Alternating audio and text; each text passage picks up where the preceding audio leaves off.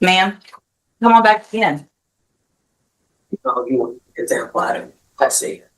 I'll make an example out of anybody. Hang on. You want to stand here? You don't. You want to stand here and be disrespectful? No, I will make an example. Understand my situation. Like, I don't care what your I'm not situation. making no excuses. You shouldn't be using ecstasy and methamphetamine. If you have a child, you can go back with the bailiff. Go back with the bailiff right now. It's ridiculous to me that you're saying you want a second chance, because this was your second chance. You've already been on probation. You were given the second chance of not going to prison. The fact that Ms. Holmes negotiated a cap of 8 years for you, you should thank your lucky stars. This is ridiculous.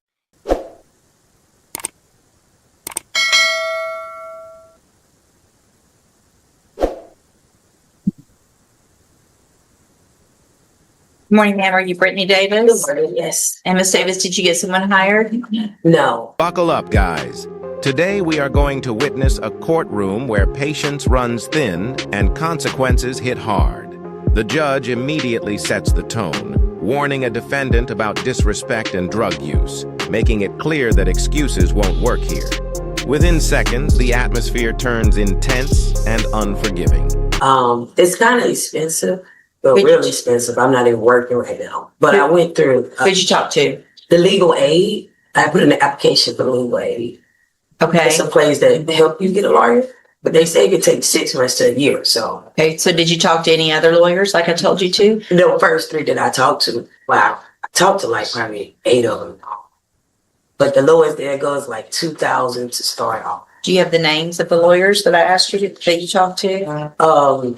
You asked me that last time. I was on. Right. And then I reset you to talk to them more or get someone hired. So I did you talked to talk Brenshaw. I can't remember their name. Brenshaw. There's one that's brothers. Why wouldn't you write that down and bring it? I wasn't expecting that I had to. So it looks like you weren't what? I wasn't expecting that I had to. So if you're okay. If I tell you to go talk to some lawyers and bring me the names of the lawyers you've talked to, and you don't think you can remember them, then I would think just common sense would tell you to write them down so that you could tell me that you did what I ordered you to do so that you wouldn't go back to jail, right? I did do what you ordered me to do. Okay. So I ordered you to bring back the names as well, not just talk to them, but bring back who you talked to so that I know who you talked to and that you're doing what I asked you to do, right? Right. The cheapest ones that I've given you the last time I was here is the main ones that I was looking into. Okay. But when you left last time, I gave you specific instructions. Okay. The judge questions Brittany Davis about her efforts to hire a lawyer, but her vague answers quickly raise concern. She fails to provide names despite clear instructions, revealing a lack of preparation. The tension builds as the judge highlights her failure to follow simple orders that could have kept her out of jail. Right? Right. Okay. So, are you wearing your drug patch? Yes, ma'am. So it looks like back on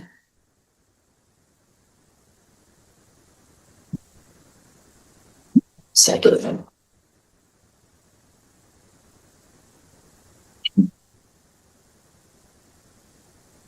So you tested positive since you've had that drug patch on for methamphetamine. What is that? Yep. What does that mean? I don't. But what with the patch? Mm-hmm. Looks like you tested positive for methamphetamine, cocaine. Hold on. Let me print it out so I can read it better.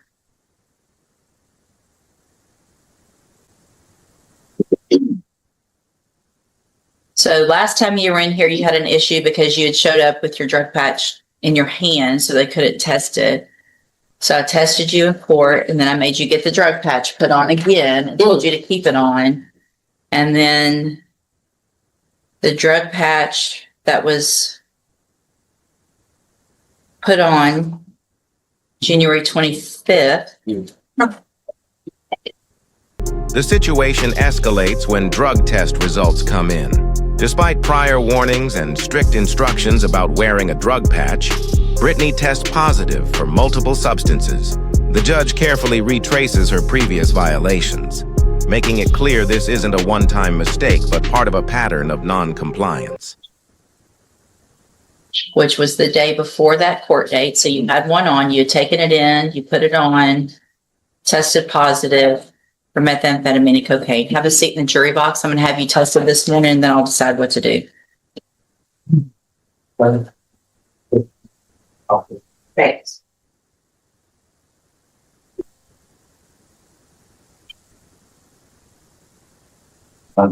Actually, come on, ma'am. Come on back up here. I know what I'm going to do. So, Ms. Davis, obviously it is a violation of your bond conditions to use any illegal substances, right? And so you tested positive for cocaine and methamphetamine on that drug patch, in addition to in the past not having it on correctly, and you didn't do what I asked you to do or ordered you to do also here. So I'm going to raise your bond at this time for those violations to $100,000. You will keep your court-appointed attorney while you're in custody. They'll be out to see you, and we'll just see what we do with your case at that point. You can go back with the bailiff. Wow. Ma'am, come on back in. Oh, you want an example out of it? Let's see. I'll make an example out of anybody. Hang on. You want to stand here? You don't want. You want to stand here and be disrespectful? No, I will make an example. Understand my situation, like I don't care what your I'm not situation. making no excuses. Okay. I take accountability. Right. So you tested positive for methamphetamine and cocaine. I don't know how to patch work, ma'am. I haven't been doing any drugs. Well, you did something. I don't know if that's like the patch pick up sweat. I don't know if that's like after the process or what, but I haven't been doing anything. All right. Go back with the bailiff. Judge delivers a decisive blow, raising Brittany's bond to $100,000 and ordering her into custody. Even as Brittany tries to defend herself, claiming confusion about the drug patch, the judge remains firm. The courtroom tension peaks as her chances slip away in real time. Good morning. Are you Melissa Taylor? Yes, ma'am. What do you have on your... Oh, this is my son, Brandon Taylor. Uh-huh. Why'd you wear that this morning? Because he's my entire world and he's messing me there. Okay. Miss Taylor, this is your initial... No, you were here before. Did you get someone hired? Ma'am? Did you get someone hired? No, I have contacted 4 different attorneys. I have the printout paperwork of all the information. They're extremely expensive. I'm not going to get the funds gathered for that. Who'd you talk to? I spoke to down Where? a month ago. Where'd you... Right in my phone. Okay. Or Did you talk to some more since that last court date? the last hearings. Uh-huh. You asked, you instructed me to get 3 quotes. Mm-hmm. That was what I did. Can you get that turned into you after, Okay. If I test you this morning, you can have anything in your system? Have a seat in the jury box. A new defendant, Melissa Taylor, steps in, but the outcome is no different. Despite mentioning her child and financial struggles, she also fails a drug test for multiple substances. The judge wastes no time, raising her bond in 2 separate cases, reinforcing a zero-tolerance stance on violations. We're going to text. Ms. Taylor, you tested positive for amphetamines, methamphetamines, and ecstasy. And so at this time, I'm going to find that that is a violation, obviously, of your bond conditions, and I'm going to raise your bond in your case to $100,000. Well, let me look at it real quick. I'm going to, let's see.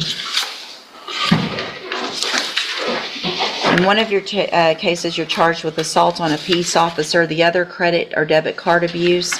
In each of those cases, I'm raising your bond to $100,000 in each case.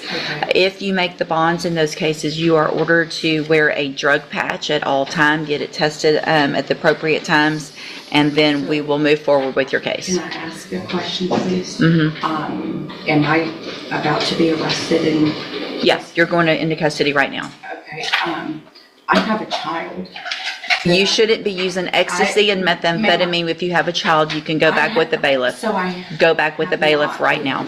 Go back with the bailiff. Go with the bailiff. Okay, so Ms. Dugas is on probation for the offense of robbery, a second-degree felony. We were previously here, and she entered pleas of true to counts 1 through 12, all of the counts in that motion, second amended motion to revoke unadjudicated probation. I received the updated pre-sentence report as well as a letter from Ms. Dugas. Has everyone had an opportunity to review that? Are there any additions or corrections? None from the defense, Your Honor. No. All right, and this was unagreed, correct? Ms. Holmes, you may proceed. Thank you, Your Honor. I've spoken with Ms. Dugas. Obviously, the various new offenses and violations is not acceptable through probation. She understands that. She stated that throughout this time, she did not have much support. She was going through a hard time in life, and she resorted to doing and committing these offenses, not being in obviously the right state of mind to be able to successfully complete probation. Ultimately, Ms. Dugas is requesting to have the opportunity to be reinstated to complete probation, and she would like to address the court in regards to this as to her plan of how she can successfully complete if given the opportunity. Okay, go ahead. Ms. West. Complete this probation. I know it's going to be extended if you do grant it to like any job. I'm great. I'm being like I don't tell my will never be found the world. Ms. Dugas, you did the exact same thing. You robbed someone else while you're on probation for robbery. Not just rob someone else, you failed to ID, failed to report to probation, you committed the new offense of possession of a controlled substance, you resisted arrest,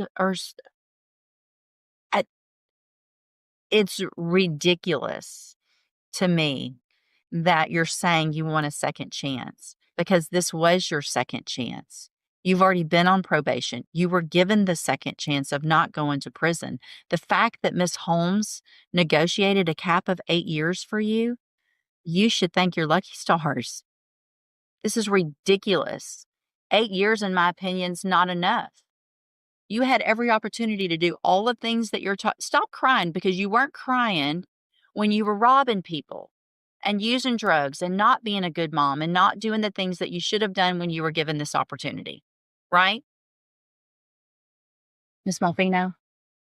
Sorry. I don't think I need to add anything to the report. I think that you follow the agreement that age at the very least is appropriate for her based on the number of violations. I spoke with Mr. Chen yesterday. He does not want to continue to work with her. This is actually her third MTRP. It's about her fifth chance in front of you, not just her second chance in that quarter. Ms. Dugas, I'm going to find that you entered your pleas of true to counts 1 through 12 freely and voluntarily. Find those counts true. Find sufficient evidence to find you guilty, and at this time, find you guilty of robbery. Going to sentence you to a term of 8 years in the institutional division of the Texas Department of Corrections. You will receive credit on that sentence for any time that you've been in custody that the law gives you the right to receive.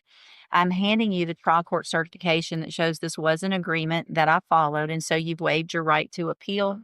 I've also handed you a written admonishment regarding your ineligibility to possess a firearm or ammunition. Because of the judgment entered against you, you're ineligible under Texas law to possess a firearm or ammunition. Possession of a firearm or ammunition could lead to charges against you.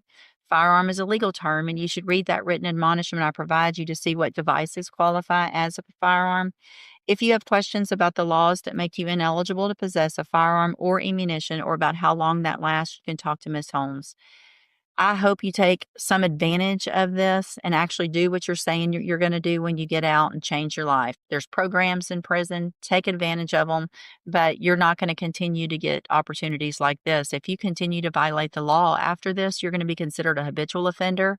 And if you do anything again, your minimum punishment is going to be 25 years. 25 years minimum for what you've been doing. So you need to change your life or you're never going to see your kids, right? Go back with the bailiff. The final case takes a heavier turn as a probation violation unfolds. Despite pleading for another chance, the defendant's repeated offenses, including robbery while on probation, leave no room for leniency. The judge delivers a harsh but final sentence of 8 years, ending with a warning about even stricter consequences ahead. Like the video, subscribe to the channel, and we'll see you in the next video.